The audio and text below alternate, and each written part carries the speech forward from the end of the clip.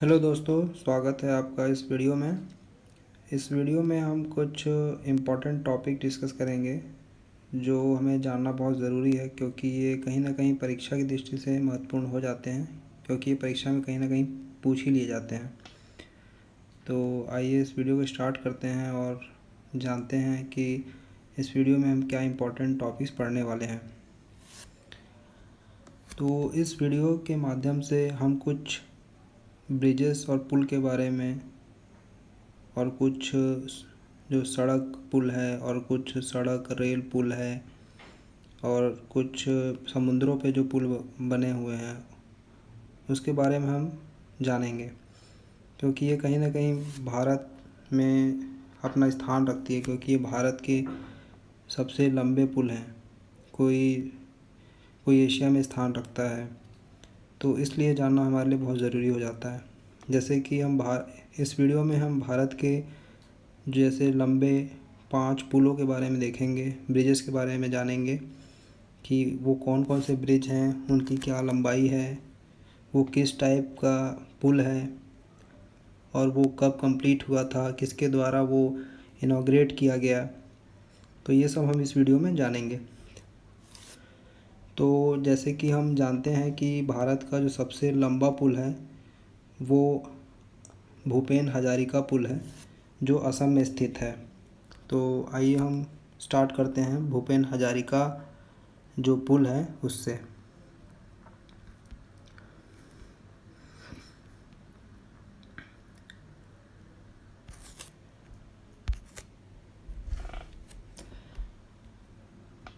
तो जो भूपेन हजारिका पुल है उसे ढोला सादिया पुल भी कहते हैं।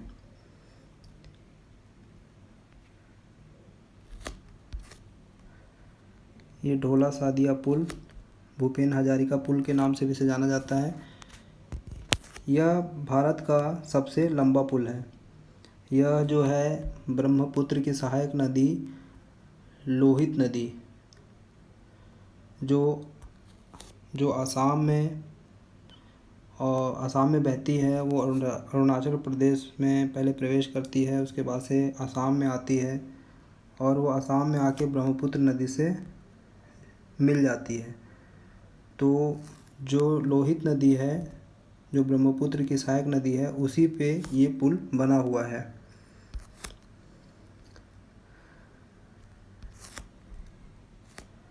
यह असम में तिनसुकिया ज़िले के ढोला कस्बे, इसका ढोला सादिया पुल भी कहते हैं, क्योंकि ये ढोला कस्बे को जो अरुणाचल आसाम जो बॉर्डर के पास में जो सादिया जो कस्बा है उससे जोड़ता है, इसलिए इसे ढोला सादिया पुल भी कहते हैं। और इसका भूपेन हजारिका नाम से भी इसे जाना जाता है, क्योंकि इसका जो भूपेन हजारिका जी हैं उनका संबंध इस कस्बे से था।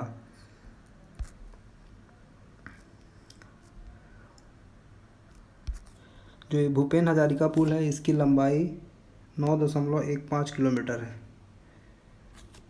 और ये भारत का सबसे लंबा पुल है आज के समय में, जिसका उद्घाटन 26 मई 2017 को किया गया था। इसका उद्घाटन प्रधानमंत्री श्री नरेंद्र मोदी के द्वारा किया गया है।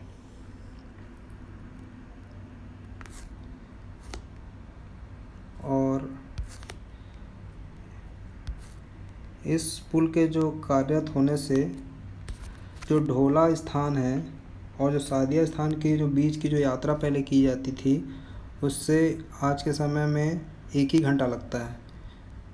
मान लीजिए जैसे वहाँ जाने में हमको 6 घंटा लगता है, तो लगता था पहले, तो आज के समय में वहाँ 1 ही घंटा उस डिस्टेंस को कवर करने के लिए लगता है।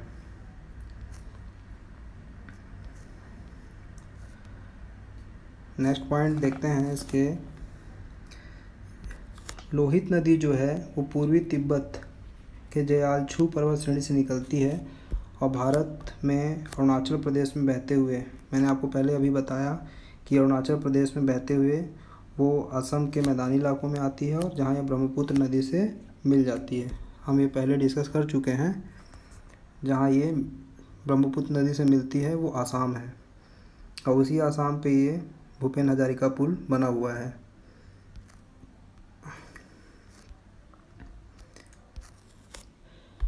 भूपेन हजारिका जो नाम रखा गया है, इस पुल का जो नामकरण किया गया है, वो जाने माने जो संगीतकार थे ये हजारिका जी, जो भूपेन हजारिका जी जो थे, वो एक संगीतकार थे, गीतकार थे और कवि थे। और जो भूपेन हजारिका जो इस पुल का नाम रखने का मकसद भी इसलिए था क्योंकि जो ये भूपेन हजारिका जी जो थे वो सदिया कस्बे से बिलोंग करते थे। तो ये कुछ इम्पोर्टेंट पॉइंट्स हैं इस भूपेन हजारिका पुल के बारे में।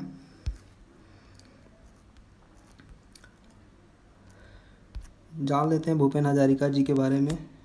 इनका जन्म जो है असम में सदिया में हुआ था, ये हम पहले देख चुके हैं। और इनको 1975 में इन्हें राष्ट्रीय फिल्म अवार्ड से भी सम्मानित किया गया था। और 1992 में ये दादा साहेब फाल्के पुरस्कार से भी सम्मानित थे, जो फिल्म इंडस्ट्री में सबसे उच्च पुरस्कार होता है। दादा साहेब फाल्के पुरस्कार से भी संबंधित थे ये। और 1977 में इन्हें पद्मश्री, 2001 में पद्म भूषण और 2012 में इन्हें पद्म विभूषण से भी सम्मानित किया गया था। और जो 2012 में जो पद्म विभूषण से सम्मानित हुए थे, इन्हें यह पुरस्कार मरणोपरांत दिया गया है। आइए देखते हैं सेकंड। यहाँ मैंने भारत के जो लंबे 5 पुल हैं उसका मैंने एक टेबल बनाया हुआ है, जहाँ हम इजली देख पाएंगे कि जो पुल है वो मैंने डिक्रीजिंग ऑर्डर में रखा है और उसकी लंबाई, उसकी प्रकृति क्या है, किस राज्य में स्थित है, किस नदी पर स्थित है, इस पुल के बारे में हम इस टेबल से जान सकेंगे। तो देखते हैं।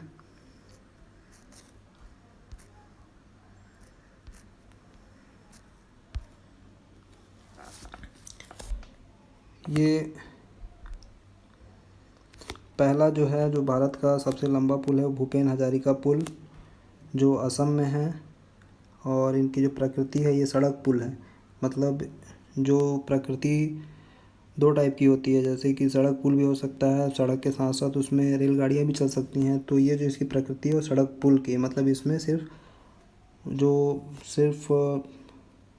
जो मोपेड, बाइक, कार यही सब जा सकेंगी।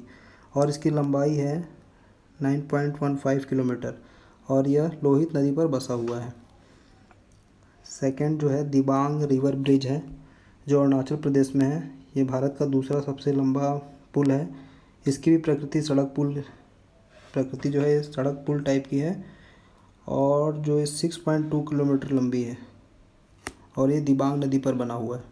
इसके बारे में जितने भी हमने देखा है इस टेबल में, जो ब्रिज है उसमें से हम कुछ का चर्चा अभी आगे करेंगे।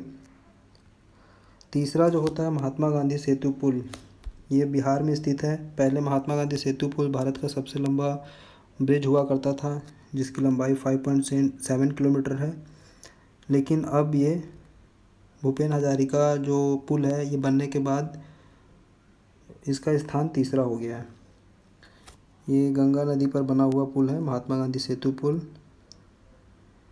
फोर्थ है बांद्रा वर्ली सी लिंक, ये मुंबई में है। ये इसकी भी प्रकृति सड़क पुल की है और इसका जो लंबाई है 5.6 किलोमीटर है और ये माहिम खाड़ी में समुद्र के ऊपर बना हुआ है।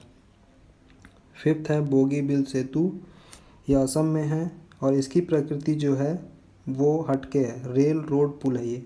इसके ऊपर रेल भी गुजरती है और उसी के नीचे जो लेन बने हुए हैं उसमें से रोड बना हुआ है। ये रोड पे से बाइक, गाड़ियाँ, ट्रक, बस ये सब जाती हैं और इसकी लंबाई जो है 4.9 किलोमीटर है और ये ब्रह्मपुत्र नदी के ऊपर बना हुआ है। नेक्स्ट देखते हैं बोगीबिल पुल के बारे में। जैसा कि हमने चार्ट में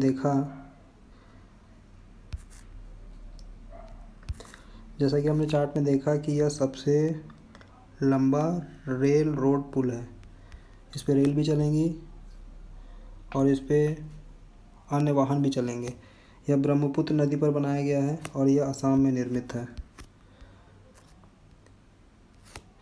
और यह असम के डिब्रूगढ़ और धेमाजी जिलों को जोड़ती है।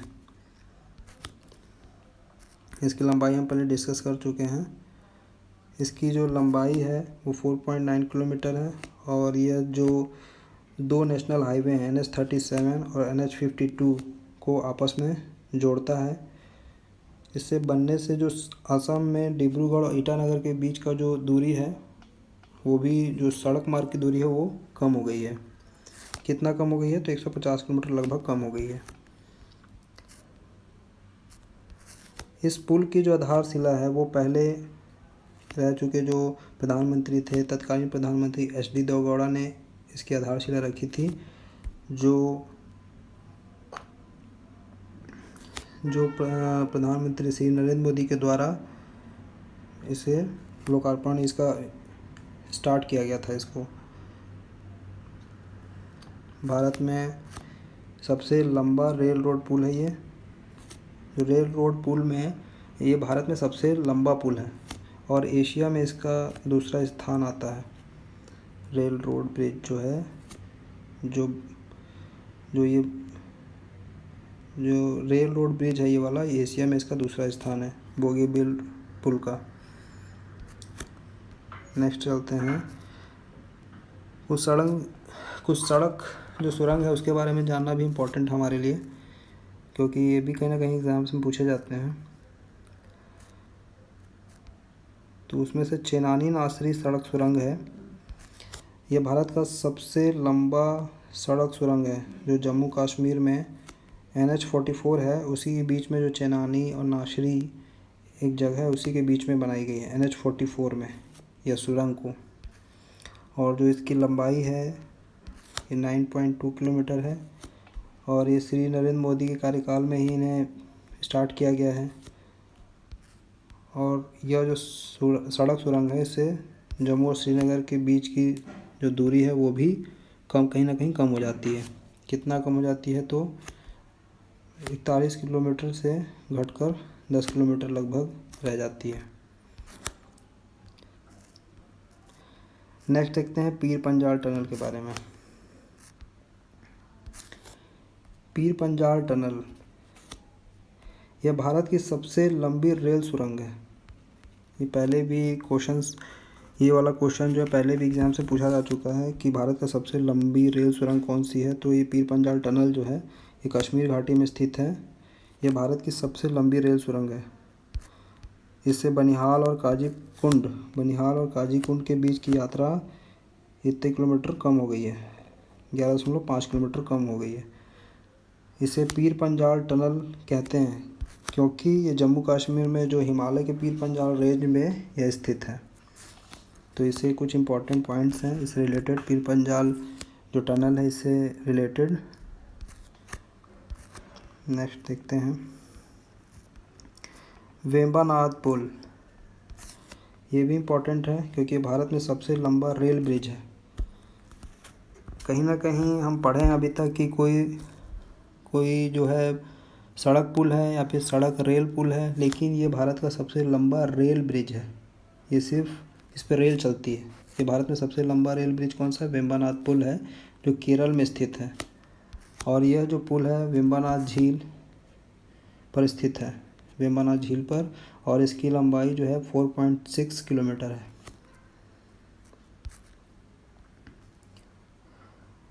नेक्स्ट बांद्रा वर्ली सी लिंक के बारे में जानते हैं।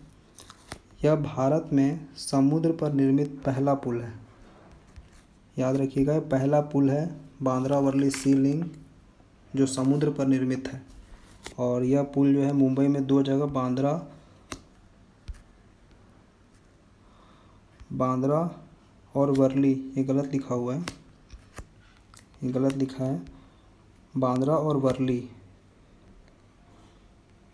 दो जगह को जोड़ता है, ठीक है। और इस पुल का जो नामकरण है वो पूर्व प्रधानमंत्री राजीव गांधी के नाम पर किया गया और इसकी लंबाई जो है वो 5.6 किलोमीटर है। तो इस तरीके से हमने इस वीडियो में कुछ इम्पोर्टेंट रेल ब्रिज, सड़क ब्रिज और समुद्र के ऊपर बने जो पुल हैं जो भारत में और एशिया में अपना स्थान रखते हैं उसके बारे में जाना, तो जो परीक्षा की दृष्टि से बहुत ही महत्वपूर्ण है। तो इस वीडियो को देखने के लिए धन्यवाद। मिलते हैं नेक्स्ट वीडियो में। Thank you.